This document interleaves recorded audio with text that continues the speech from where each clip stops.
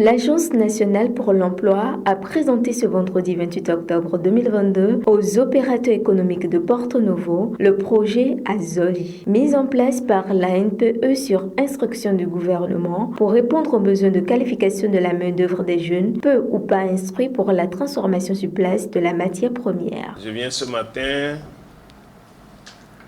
vous porter la bonne nouvelle, le message du dispositif Azoli que nous avons mis en place, que nous exécutions depuis plus d'un an et demi déjà, et qui est une opportunité pour vous, entreprises installées au Bénin, dont vous pouvez profiter pour améliorer votre productivité, votre performance, et qui est une initiative du gouvernement du Bénin. Travailler en entreprise est toute une culture qu'on n'apprend pas toujours à l'université. Et c'est pour cela que, une fois sur le terrain, nous essayons à travers divers programmes de les formater à nouveau avec votre concours à l'esprit d'entreprise. Cette opportunité prend en compte les entreprises qui remplissent un certain profil. Il s'agit des entreprises de moyenne ou grande taille ayant pour but de la production de biens essentiels ou bien la transformation de matières premières et capables d'accueillir les jeunes.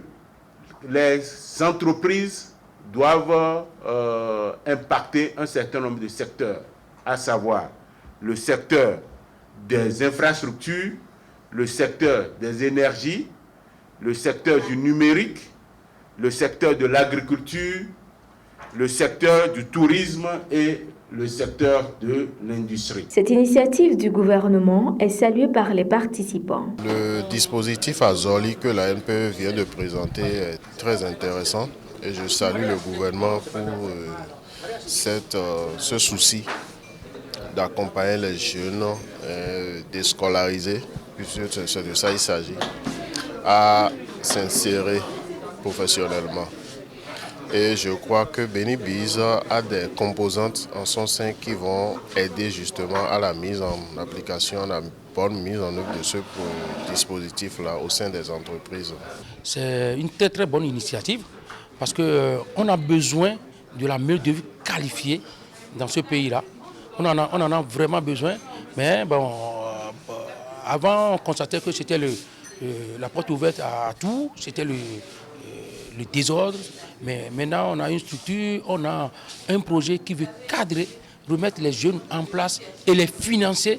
Je crois que c'est une très très bonne chose. C'est le lieu pour certains de faire des recommandations pour l'atteinte de l'objectif du gouvernement. Les recommandations que je vais faire, c'est d'envoyer les jeunes qui sont vraiment désireux de participer à cette formation, de recevoir ces notions que nous, on va leur distribuer.